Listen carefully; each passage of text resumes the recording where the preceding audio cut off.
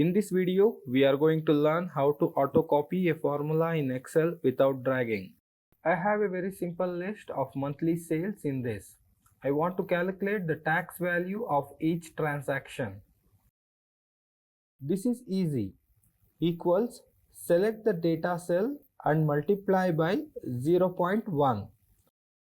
Okay, our formula is done. Now we want to copy the formula down to all transactions. There are several ways we could do. Number one is to drag it down manually. But it will take a really long time. The longer the data, the longer it will take.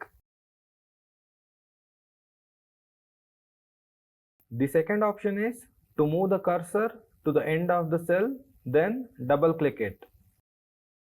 This seems to be a better alternative, but this is quite dangerous. Let me show you why. In which case it will be dangerous. If there are blanks or gaps in the data like this, and you double click to copy the formula, it will end when there are gaps in the data. So that means the formula won't be partially copied and not copied until the end of the list. So are there any better options to skip the blanks? To auto copy the formula in Excel, first we need to convert this data into a table form. To do that, just click anywhere in the data and then press Ctrl T. This will open Create Table pop-up and then click OK. Now you can see this data has been converted into table format. Now let's try it again. Double click.